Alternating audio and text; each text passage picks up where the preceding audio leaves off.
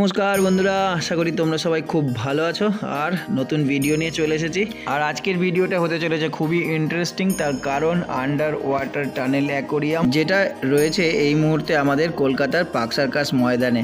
তো তোমরা যদি এখানে আসতে চাও তো খুব তাড়াতাড়ি চলে আসো, তার কারণ এটা খুব বেশি দিন আর এখানে থাকছে না। জানুয়ারির 10 তারিখ পর্যন্ত এই অ্যাকোরিয়ামটি এখানে থাকবে।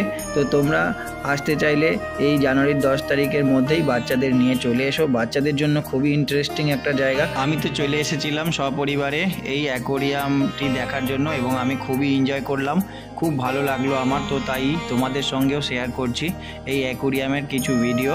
তো চলো দেখতে থাকো। আর দেখতে দেখতে বলে দিই তোমরা এখানে কিভাবে আসবে।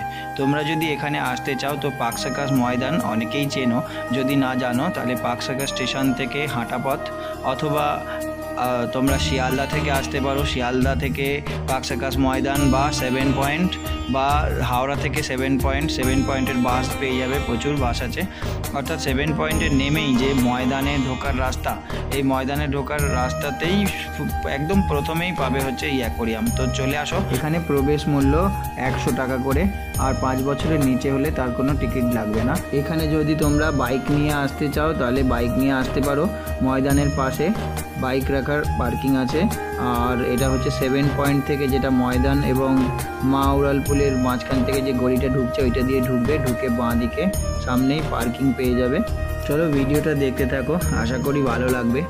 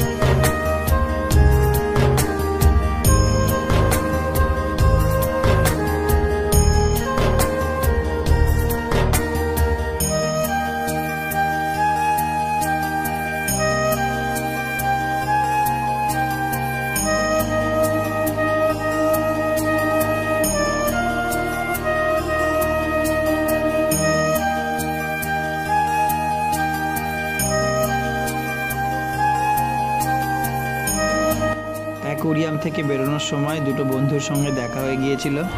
চ্যানেল को सब्सक्राइब करो भाई को।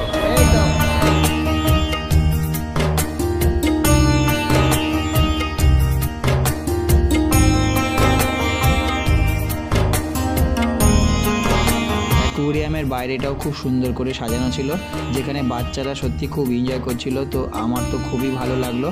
তো চলো ভিডিওটা এখানেই শেষ করব। আর ভালো লাগলে একটা লাইক করে দিও, আর জানিও কমেন্ট করে কেমন লাগলো তোমাদের, তোমরা এখানে এসেছিলে কি না, আর তোমরা যদি এখানে এসে থাকো তো তোমাদের কেমন লেগেছে সেটাও জানাতে ভুলো না। চলো দেখা হবে পরের ভিডিওয়ে, ভালো থাকবে।